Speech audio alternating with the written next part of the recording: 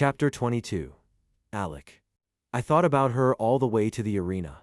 Even with headphones on and my pre-game calm playlist sending me chill shit like The Black Dog, and in the kitchen, I couldn't shake the image of her big brown eyes blinking up at me from point-blank range.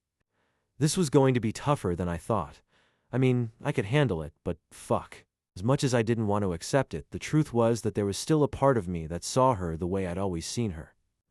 The guys gave me shit the second she left us alone because apparently I looked like a lovesick little bitch when I was around her, which made me defensive for a half second before I remembered that was how I wanted to look. The clouds parted because, OBA, it was all an act. She was playing her part and I was playing mine.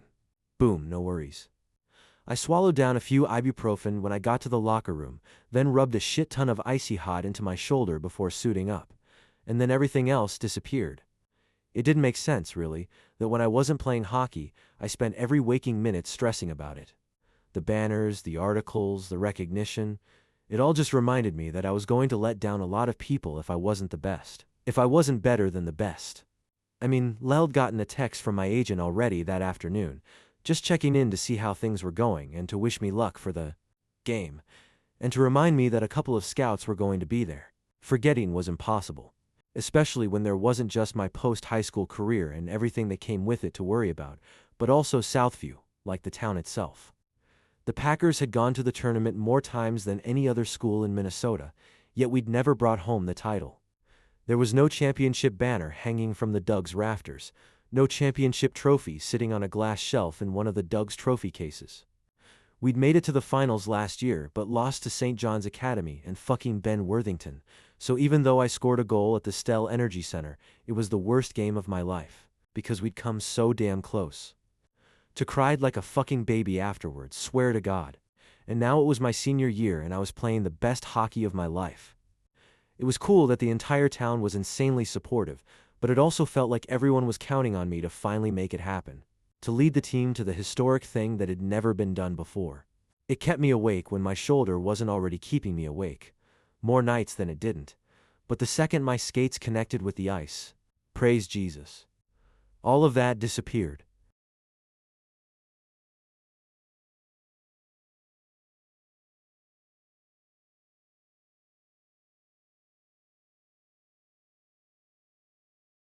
I forget about pressure, pain, and curly blondes with brown eyes. My aim pressed pause on everything that wasn't connected to my skates, my stick, the puck, and the ice in front of me. What the fuck is this? I hear about you and Bosch's granddaughter, Kyle said as I skated past him during warm-ups. Fuck. He was always lazy until game time, yapping about random shit, but I needed to get in some good laps before we stretched and didn't need him messing with my focus. If you can catch me, I'll tell you, I said, knowing I was safe from having to discuss Danny, because he wasn't even going to try. I cleared my head of everything, and from the second the puck dropped that night, we were fucking on fire. I got lucky from the jump with a rim around the boards that led to a turnover behind the goal line. Kyle got the puck with space behind the net and wrapped it around the right post into the low slot to Richie, who got enough on his shot to get the puck past their goalie. It felt slick and easy, 1 minute in, and we never let up. Everything worked that night, and we fucking destroyed them. After the bus brought us back, I stopped by the team offices to see Kuhn, one of the assistant coaches, and get his okay on Danny being a team manager. I dropped it casually, like, "Are you cool with a new kid belping Cassie?" And he, of course, agreed. I mean, I wasn't an idiot. Going to Coach Az after what he thought he'd walked in on the day before would have been a terrible idea. He was cool with it? Richie asked as we walked to my car. Yeah, I said, a little surprised myself. I mean, she's Bosch's granddaughter, Vinny said. Of course he's going to be cool with it. You really think he wants Mick kicking his ass for? Turning her down? Bosch is not going to kick anyone's ass, Richie said. Probably. Of course he isn't, I said, although the old enforcer was crazy intimidating. After dropping off the guys and wolfing down some leftover meatloaf that was in the fridge, I went up to my room to get started on my homework, since I needed to stay on top of my shit now more than ever. My parents weren't home yet, which I didn't hate because I could use a little quiet. But first, I needed to text Danny and make sure we were all good. I flopped onto my mattress and stretched out, then decided to hit the FaceTime button instead. She answered on the second ring. "What are you doing?" she asked as the call connected, her eyebrows down behind those big glasses. Don't you know it's considered a breach of etiquette to assume the FaceTime call without asking first? It looked like she was also sitting on her bed because there was a white headboard behind her. My bad, I said, rolling over onto my good side. I just thought talking would be easier than texting to let you know that you're in as manager. So tomorrow just check with Cass on where you should G and what you should do at practice. What did he say? She asked, her eyes wide. The coach was fine. After, you know. That made me want to laugh, the way she looked too innocent to finish the sentence, even though nothing had been going on. He's worth it.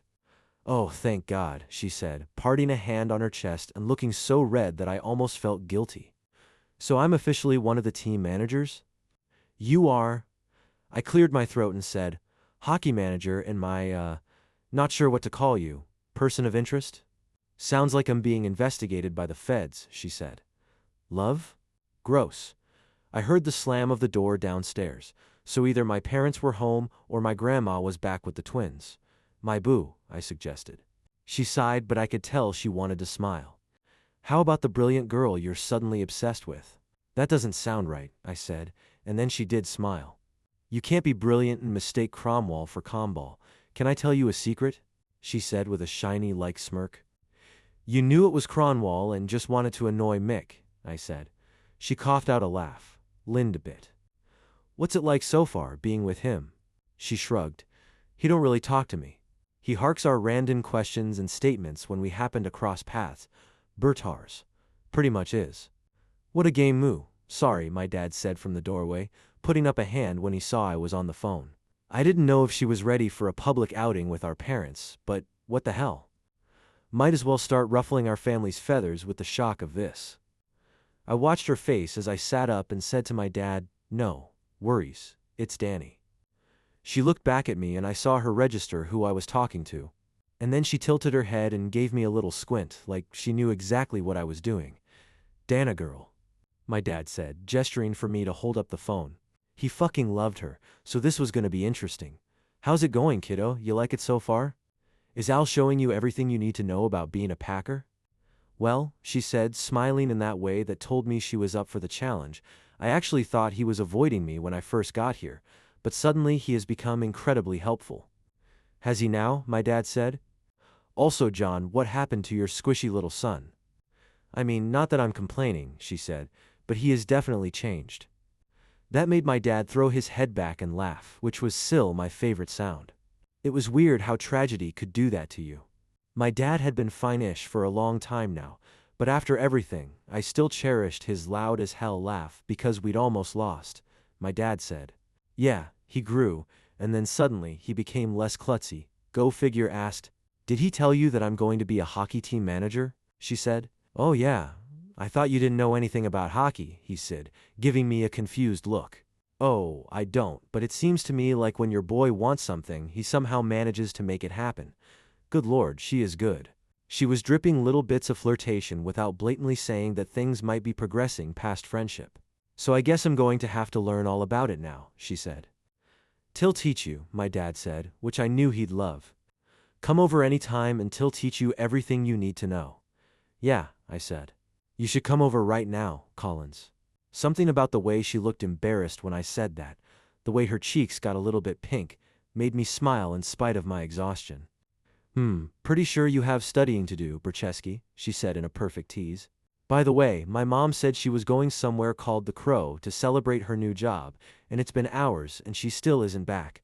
Should I be worried? Nah, she was with us, my dad said. We stopped by after the game. Am assuming The Crow is a bar, she asked. The Croatian social hall, I said. The Crow. Oh, she said, looking no less confused and distracting me with the way she was blinking fast. She had the coolest fucking eyes. It's basically a bar, I added, clearing my throat in my mind. That everyone goes to. Got it. Listen, I should probably go study, she said, smiling at my dad. But am I going to see you and Sarah soon? Will you guys be at the next game? They're my parents. Collins, I said. Of course they'll be there. I was talking to your father, not you, she said adorably. Yeah, we'll be there. And you missed a hell of a game earlier. Al really had his legs moving tonight, holy moly.